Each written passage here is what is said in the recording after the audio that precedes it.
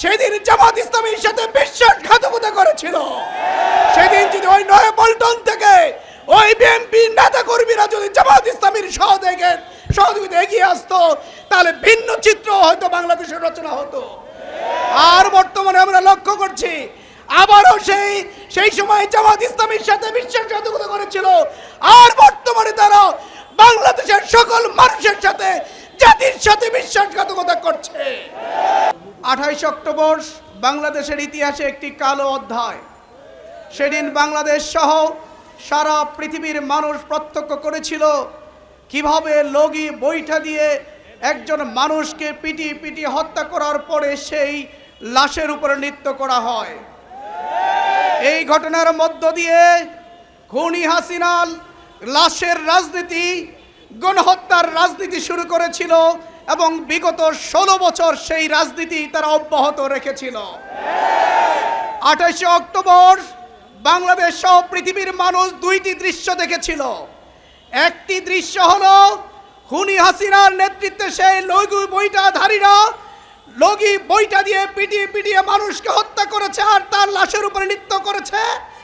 আরেকটি দৃশ্য লক্ষ্য করেছিল নয়াপল্টনে, তখন এই জামাত ইসলামীর সহযোগিতায় যারা 1991 সালে ক্ষমতায় গিয়েছিল, জামাত ইসলামীর সহযোগিতায় যারা 2001 সালে ক্ষমতার মসনদে গিয়েছিল, সেই বিএনপির লোকেরা, বিএনপির নেতাকর্মীরা ওই নয়াপল্টনে তারা অবস্থান করছিল। অপরদিকে এই পল্টন ময়দানে এই আওয়ামী হায়নারা জামাত ইসলামী নেতাকর্মীদের উপরে ঝাঁপিয়ে পড়ে তারা হত্যা করছিল। সেই ঘটনায় প্রমাণ করে তারা সেদিন জামাত ইসলামীর সাথে বিশ্বাসঘাতকতা করেছিল। সেদিন যদি ওই নয়াপল্টন থেকে ওই বিএনপি নেতা কর্মীরা যদি জামাত ইসলামীর সহযোগিতা এগিয়ে আসতো, তাহলে ভিন্ন চিত্র হয়তো বাংলাদেশের রচনা হতো। আর বর্তমানে আমরা লক্ষ্য করছি আবারও সেই সময় জামাত ইসলামীর সাথে বিশ্বাসঘাতকতা করেছিল, আর বর্তমানে তারা বাংলাদেশের সকল মানুষের সাথে, জাতির সাথে বিশ্বাসঘাতকতা করছে। আমরা লক্ষ্য করছি যে তারা আজকে সংস্কারে বাধা দিচ্ছে, পিয়ার পদ্ধতির বাধা দিচ্ছে, জুলাই সনদ বাধা দিচ্ছে। যারা জুলাই সনদের বাধা হয়ে দাঁড়িয়েছে, যারা সংস্কারের বাধা হয়ে দাঁড়িয়েছে, যারা গণহত্যার বিপক্ষে দাঁড়িয়েছে, তারা জাতির শত্রু, দেশের শত্রু।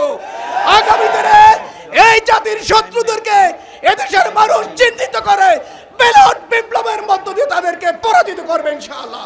সবাইকে